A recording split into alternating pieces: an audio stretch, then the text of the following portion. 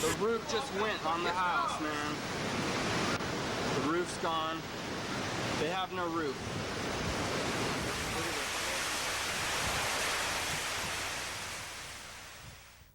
This is the legacy of Hurricane Iniki. Twisted, broken homes and shattered dreams. Over 6,000 homes were lost to Hurricane Iniki's winds, but Kauai started rebuilding almost immediately, due in part to the strength and resilience of Kauai's people.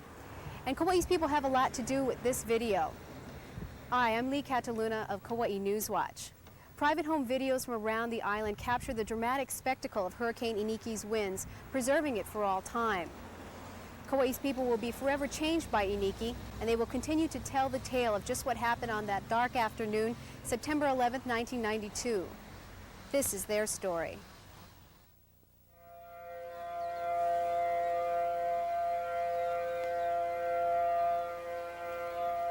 The island awoke to the wail of civil defense sirens at just after 5 on the morning of September 11th. Already the surf of the island's normally calm South Shore beaches foreshadowed the effects of the storm that was on its way.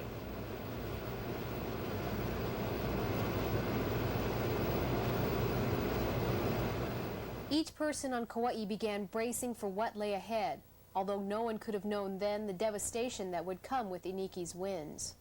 Windows were secured to protect against broken glass.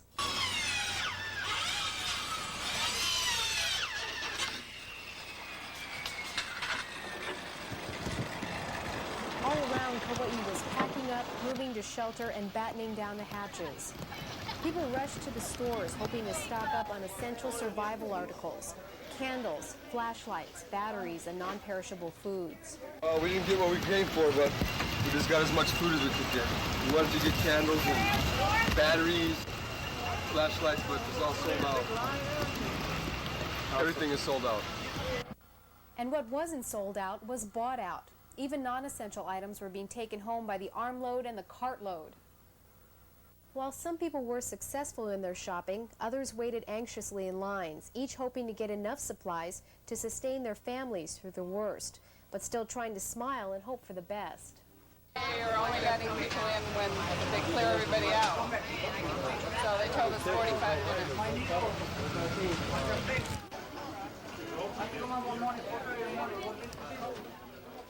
Those who made it into stores were often disappointed.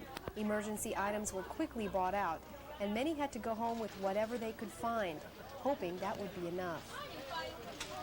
Lines also formed at gas stations around the island, adding to the traffic jams on Kauai roads.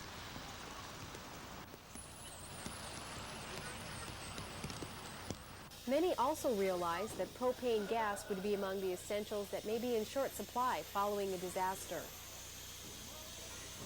But the biggest line was here at Lihue Airport. While most prepared to ride out the hurricane, some headed to the airport in an attempt to get out before it hit. Honestly, you want to get out of here. I want to go home.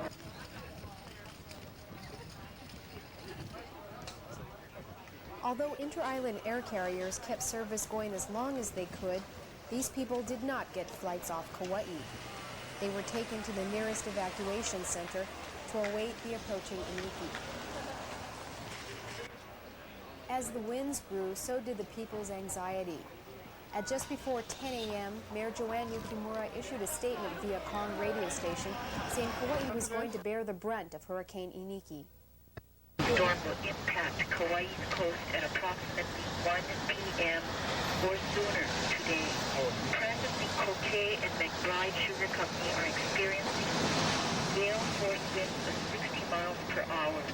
We emphasize that we are dealing with very unpredictable conditions. Yukimura ordered everyone off the streets by 10:30 a.m., everyone including police and emergency crews.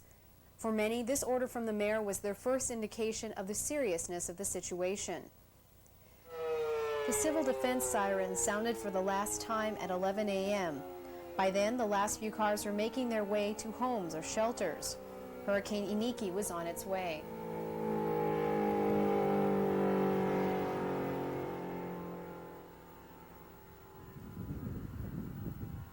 By 1:30 in the afternoon, the monstrous winds had already begun ripping at the island.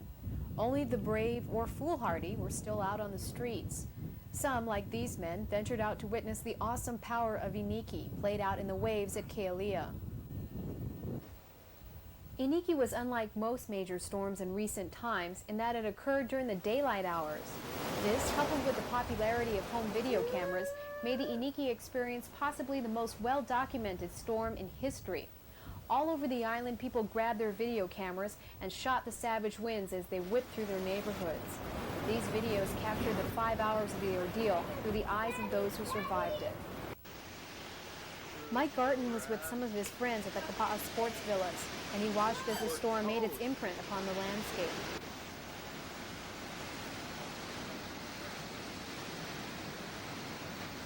In another part of Kapa'a, Rick Harder trained his camera on his neighbor's house, and he watched as the wind loosened the fabric of the structure. All over the island, as people peered out at the winds, they listened to the radio for any information that could aid in their safety. As phone lines were blown off poles and electricity failed, the lone radio station left in operation was Kong. On AM 57, hurricane force winds happening, getting close anyway. Gusts of 80 miles an hour at the airport? And up to 84, in fact, registered. But we've had reports of 80 for quite a while, but we do think that additional 4 mile per hour information, why not? We'll throw that in there. But the gusts have been, of course, reaching those high speeds, and that's where a lot of the damage occurs. How's it look out the window? The building, I don't believe it. The building right across the street just lifted up. It's back down now, but that was amazing.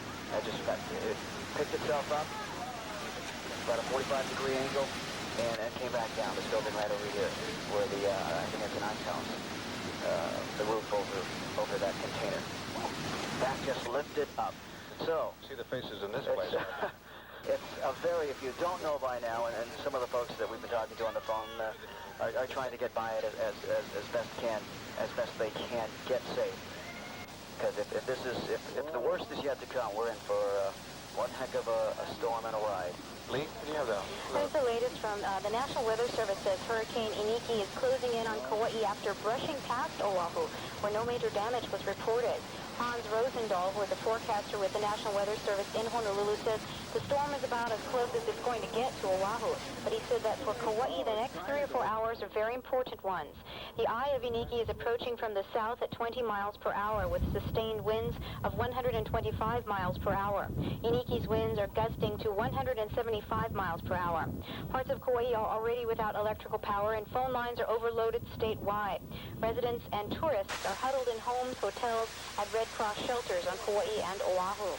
Winds up to 50 miles per hour were reported on the west end of Kauai at midday. A 20-foot surf was reported in the Port Allen area where waves were crashing over highways in Poipu and Kekaha. The Weather Service office in Honolulu forecasts that the eye of Iniki will pass just east of Kauai at about 5 p.m. Forecasters say Iniki, with sustained winds of 145 miles per hour, could whip up hurricane force winds on Oahu. The hurricane was classified as Category 4 on a scale from 1 to 5 and was later upgraded to 5. And that is the latest from the National Weather Service. The word Iniki, we were told, means a sharp, piercing wind, a pinch, or more poetically, the pangs of love. And true to its name, this sharp, piercing wind caused broken hearts all over Kauai as people saw their homes and everything they had destroyed. This footage was shot by Paul Miranda in Koloa, who, with his family members, watched their neighborhood being torn to pieces.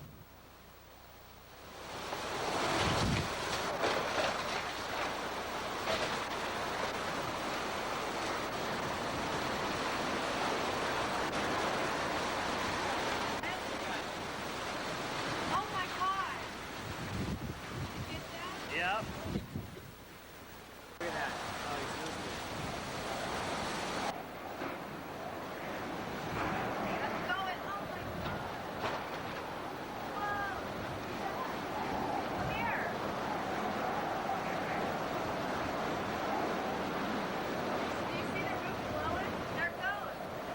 While the winds blew on and on, Kauai police could only sit and wait out the storm and hope that their loved ones at home would be all right.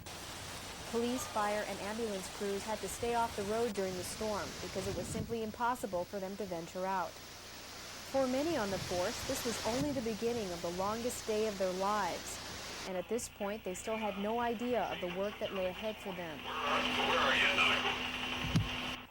Over at the county building, the director of the Office of Economic Development, Glenn Sato, used his video camera to document the devastation. You will notice that the date on the footage is one day off. The historic county building provided a relatively safe haven from the demon outside. This video captures a phenomenon that several witnessed during the hurricane. Gusts of swirling winds like tornadoes within the larger context of the storm. It is said that this type of cyclone was responsible for quite a few roofs being chewed off.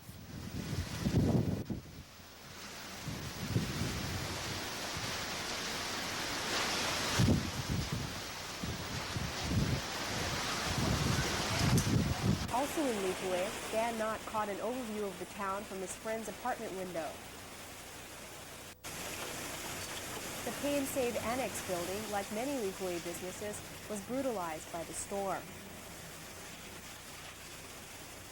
The roof of the ILWU building on Rice Street was also a casualty.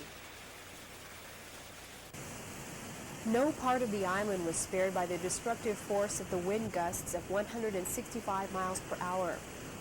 Here on the south side, the popular Brenikes Beach was pummeled by violent waves.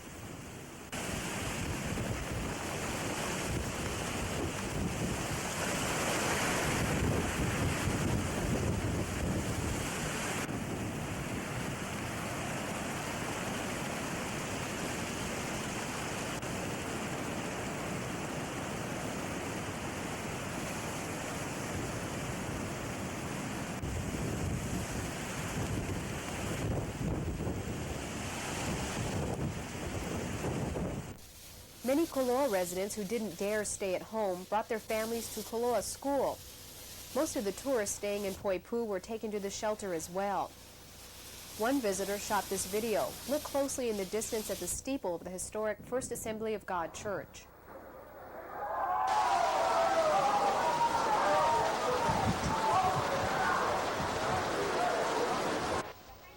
Meanwhile, several Southside videographers monitor the hurricane's impact.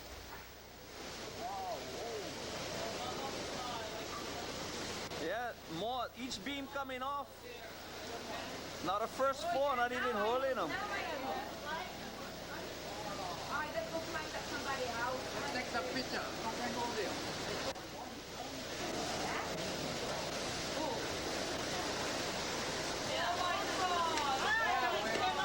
It went. There it went.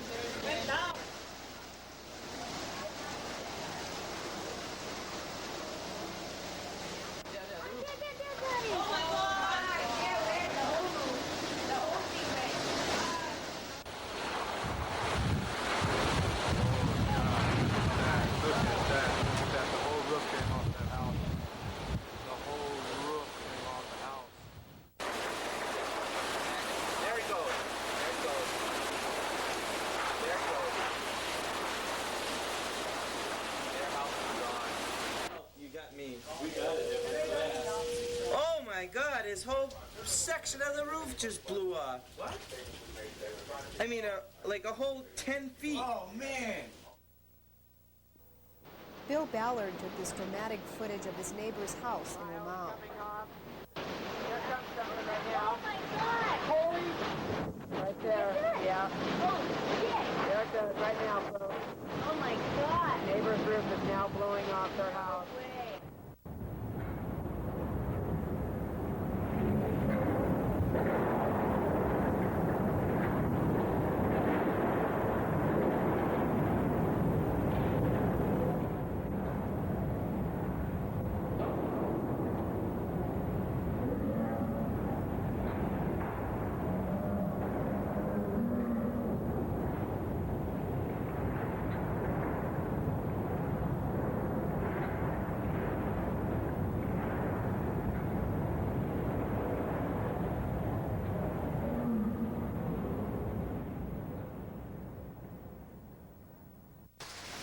After losing the main part of his roof in his Koloa home, Tony Whitman could only watch as the water-filled ceiling finally collapsed.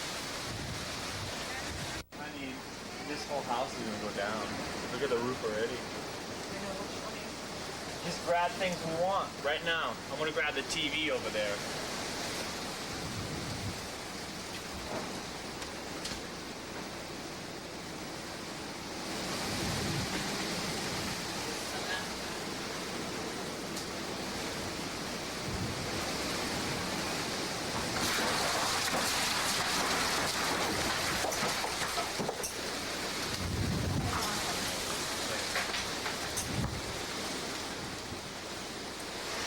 We need to lock and attach the door so nothing.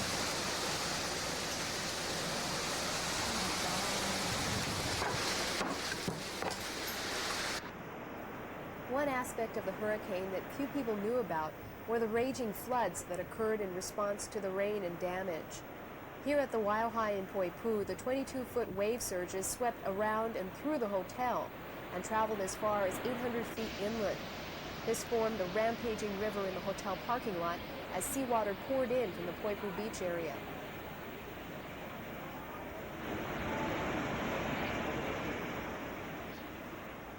Other major flooding occurred in Upper Waimea Valley. This is never before seen footage of the destructive waters that came with the winds.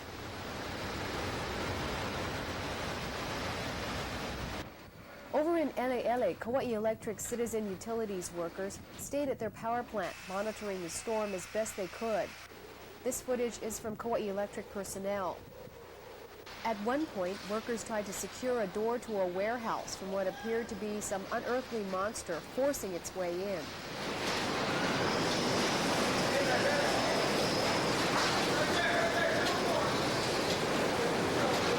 Iniki has been called a savage beast, an evil wind bent on senseless destruction. Many will only remember the storm for the terror and helplessness they felt. But others, like the man shooting this video, couldn't help but marvel at its power. Yeah, it's so awesome, but it is beautiful too. In a way, it's just beautiful. It's nature. It's God. At the beautiful Hyatt on the South Shore's Shipwrecks Beach, the giant surf ate away at the oceanfront rooms and restaurants. Not gonna be there for long.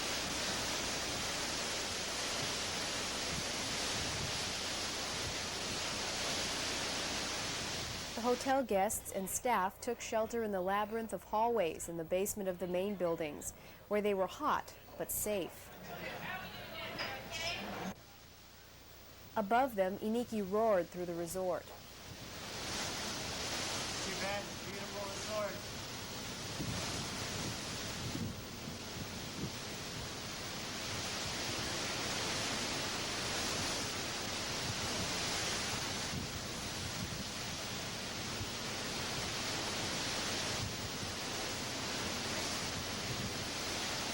Further west in Hanapepe, Dustin Rubin kept watch on a rapidly deteriorating carport.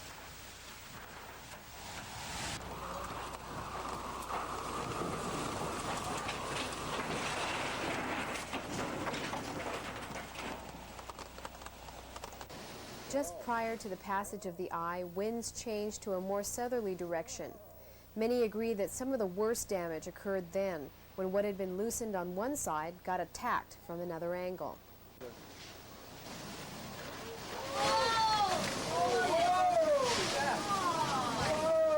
Did you get it? Yeah.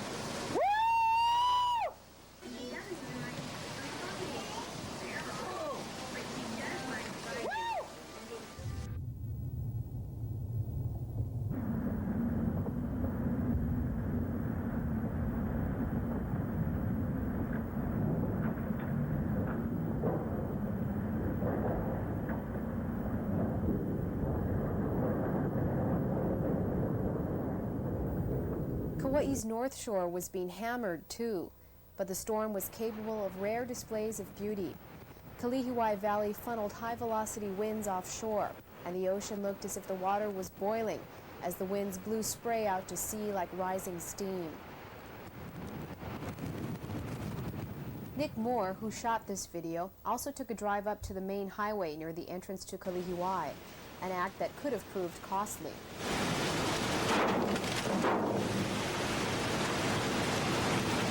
That was spooky.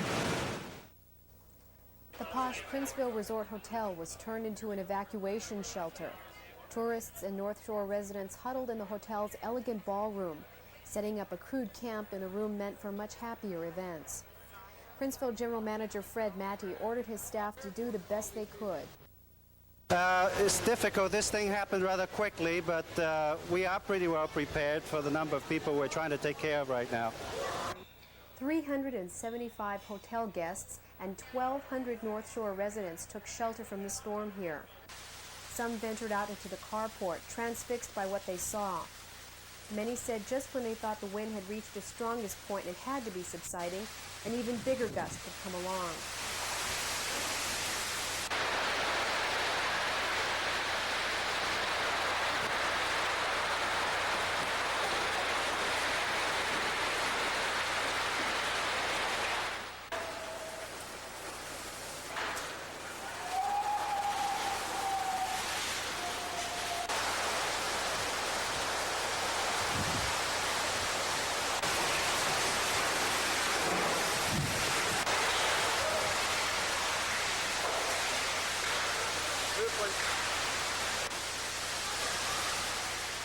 The beautiful hotel-turned-survival bunker did not hold up well under Iniki's attack. The glass in the porte cochere was shattered, as were many other windows. Huge holes were torn into the roof on the 11th floor of the main building.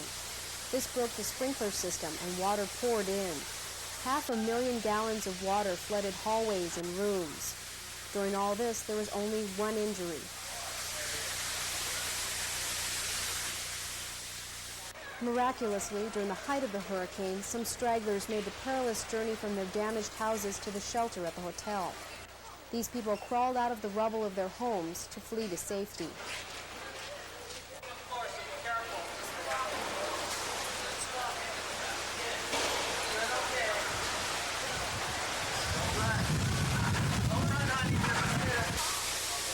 The eye of the storm passed directly over Kauai after 3 o'clock.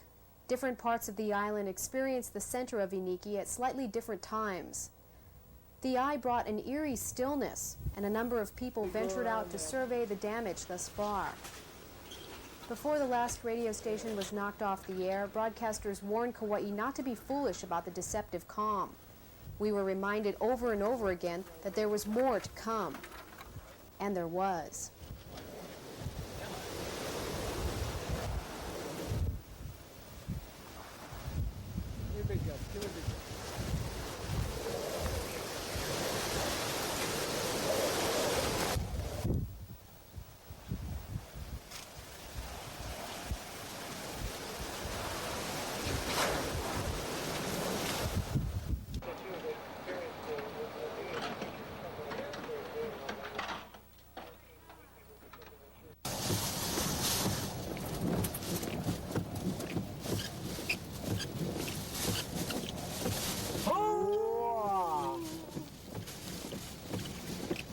We would have been right there.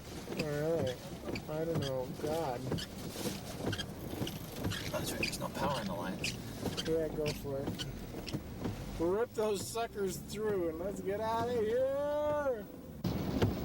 The winds that came after the eye passed seemed more intense, but subsided more quickly than the first assault. When Iniki had finally left Kauai, people came out of their shelters to see what was left. One of the first stories of almost miraculous survival was discovered by a Kauai Electric administrator who checked on a company warehouse. It is 6:15 in the afternoon. The storm is just now starting to abate on Kauai. This is a warehouse, and as you can see, the roof is gone.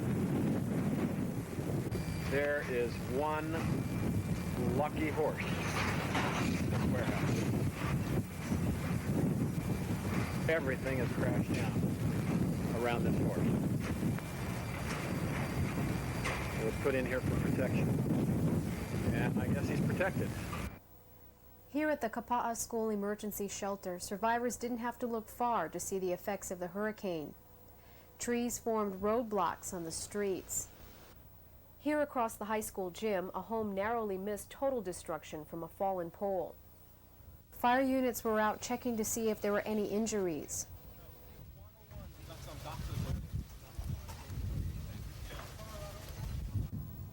Some people tried to leave the shelter to check on their own homes, but this proved difficult for many.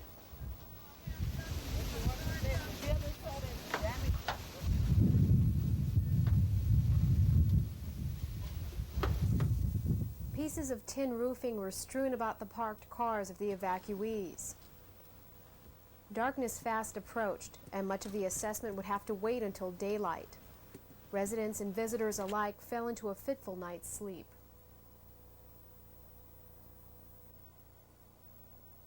Morning broke over Kauai with almost a cruel beauty.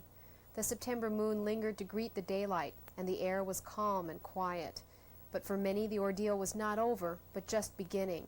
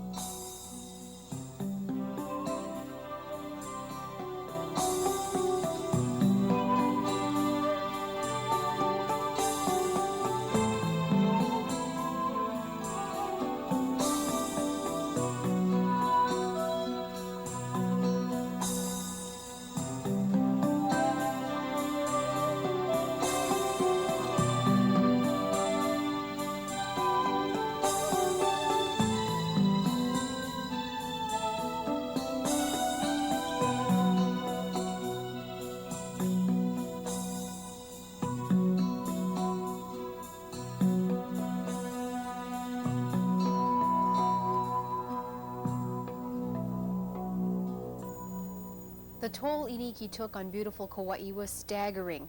Almost every home sustained some form of damage. Over 2,000 homes were totally destroyed. 4,000 more were badly damaged. Over 5,000 utility poles were knocked down, blocking roads and cutting off communication totally. Most of the island was left without running water.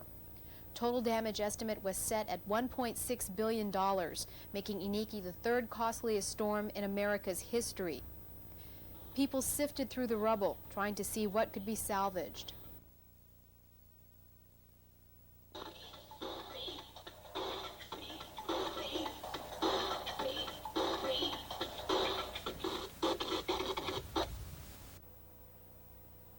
But Iniki not only took homes and dreams away, 2 lives were lost as a direct result of the storm.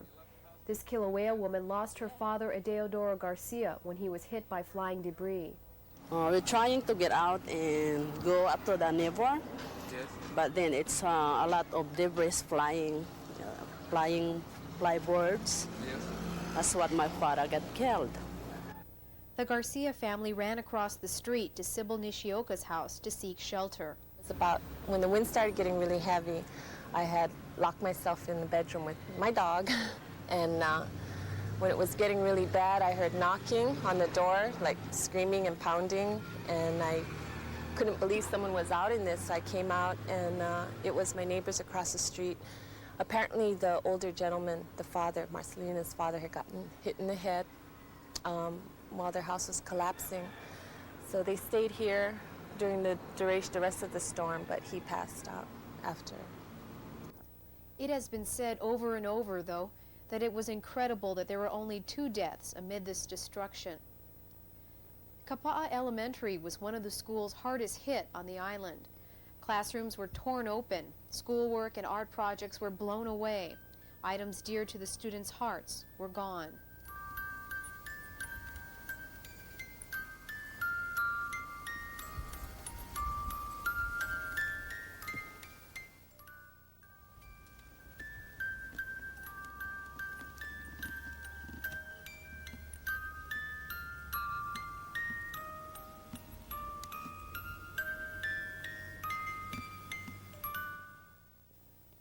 All over the island, pieces of tin roofing were cast about everywhere, decorating the roadside and the power lines. The garden island was not a garden anymore. What was a spectacular green before the storm was an angry, bruised brown. Kauai's foliage looked as if it had been burnt by fire and not the wind.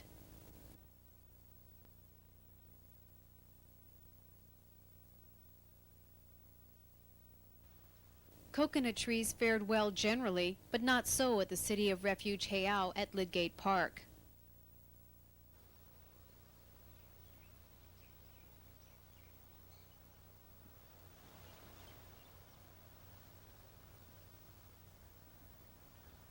Here in Kapa'a, you see the first evidence of the long lines that mark the post-disaster period. There were lines for food, lines for fuel, lines for ice. The first day after Iniki, several restaurants like Bubba Burgers in Kapa'a turned their misfortune into a community service. Without refrigeration to keep their food, Bubba set up a grill at Kapa'a Beach Park and gave free food to anyone that came by.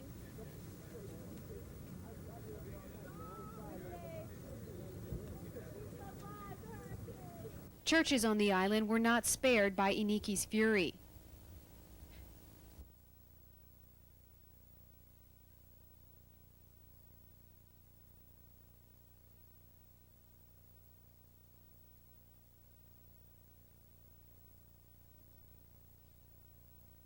Although its roof was heavily damaged, church services at St. Catherine's in Kapa'a went on with renewed faith.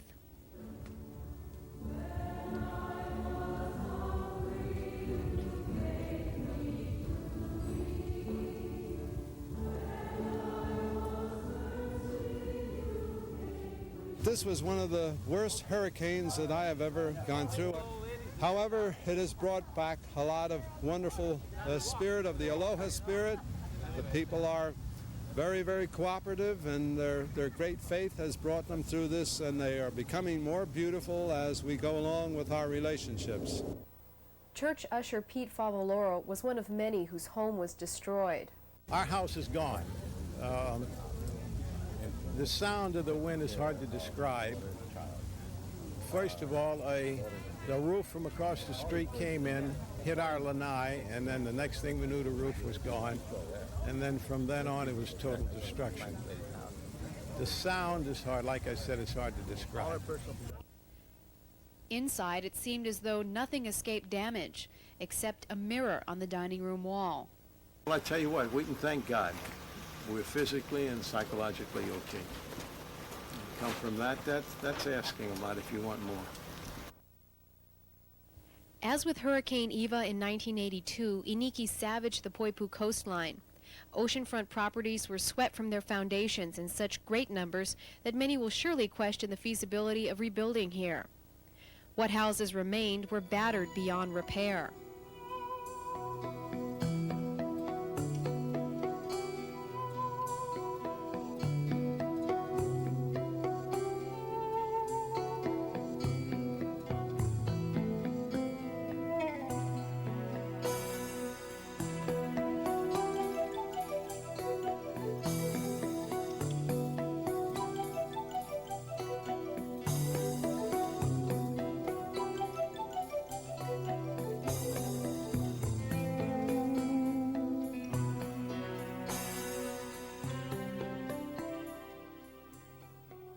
The National Guard was asked to come to Kauai even before the hurricane touched land, and their presence was warmly welcomed on the island.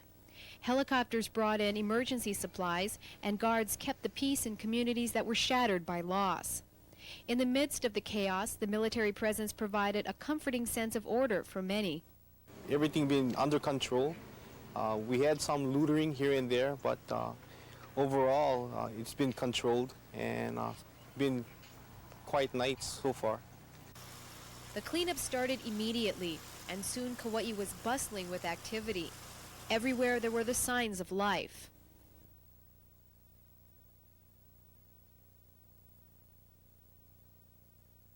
Kauai's aloha spirit was what carried the island through the first brutal days after the hurricane, and soon outside help was pouring in. Kauai was on the way to recovery. Feeding centers were set up island-wide, staffed by the Salvation Army, Red Cross, military personnel, and local volunteers. Food and emergency supplies were passed out to those who stood in line. The island was declared a federal disaster area, and Federal Emergency Management Agency, or FEMA, sent representatives to Kauai to lead in the recovery effort. Even FEMA board member Marilyn Quayle, wife of Vice President Dan Quayle, came to assess the situation. Kauai received national attention. Reporters from around the country converged on the island. This media coverage inspired people from all around the state and all around the nation to send relief supplies and donations. Mayor Yukimura held daily press briefings on the status of the recovery effort. A major milestone in the post-hurricane period was the arrival of the first load of generators to be sold. Generators were a valuable commodity, as people couldn't bear the thought of doing without electricity for what may be many weeks. But along with the luxury of a generator came the price of noise pollution in neighborhoods, and tempers flared as neighbors disagreed when was an appropriate time to turn off a generator at night, if one should be turned off at all. The reopening of banks marked another step in the recovery process. With greater access to their money, people were better able to get the emergency supplies they needed. However, the reopening of some establishments caused so much excitement that traffic gridlock was created. Everyone wanted to go to the Golden Arches when they started serving. Traffic congestion became a major issue as people drove around looking for supplies and emergency assistance without the aid of modern communications. In response to this problem, the county created the Iniki Express bus service, Kauai's first island-wide bus system with free rides for everyone, 7 days a week. The system incorporated tour bus companies and school buses in the federally financed program. Everyone's heroes were the military personnel. They brought food, baby items, and willing and able hands to assist in the cleanup. At its largest, the military presence on Kauai topped 6,000 troops, including Army, Navy, Air Force, Marines, and Guard. Pacific Missile Range personnel were at the heart of the West Side's survival. The USS Belleau Wood brought in field kitchens, Humvees, military trucks, and the personnel to staff them.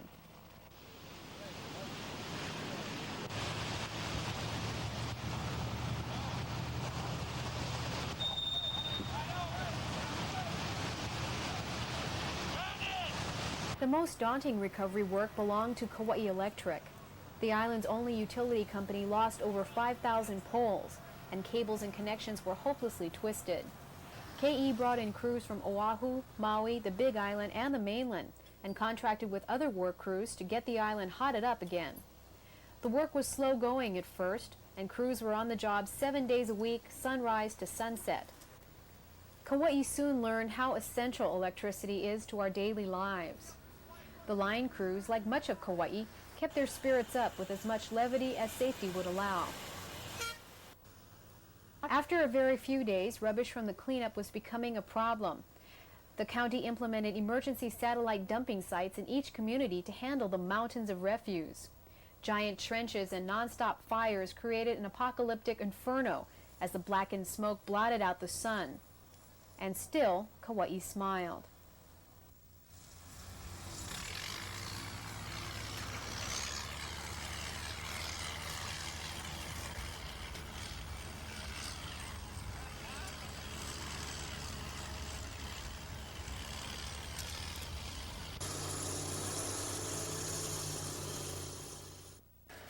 Debris removal was too much for residents to do alone, so Operation Garden Sweep began. Military personnel were called in, white gloves and all, in an organized neighborhood-by-neighborhood cleanup.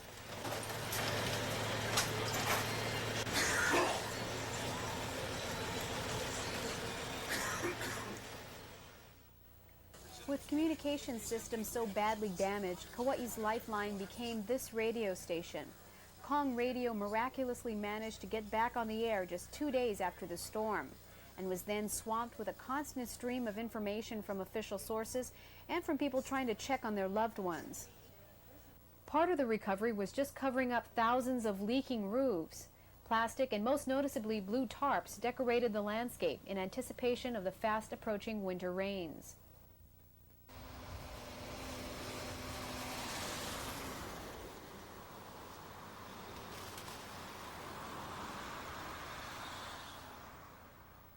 Phone company crews scrambled to make repairs to all parts of Kauai. Their work was further complicated after the hurricane when heavy rains damaged some circuits that had survived Iniki's initial assault. While phone service was down, GTE Hawaiian Tel set up emergency phone banks around the island, giving residents free local and long-distance calls to anywhere around the world. The lines were very long, and here in Kapa'a, the ever-present generator noise mixed with traffic close by was distracting, but to let a loved one know you're okay was worth the inconveniences.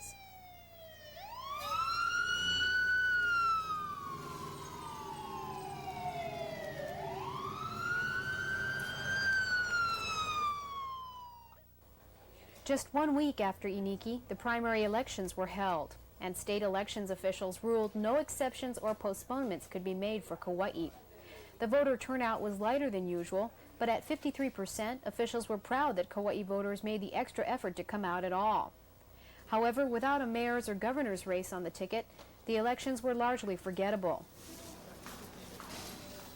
But what will prove to be unforgettable will be the spirit of the people of the island and those that gave from the heart to bring back beautiful Kauai. Iniki made heroes out of ordinary people, people who were on Kauai for the first time, people who had lived here all their lives.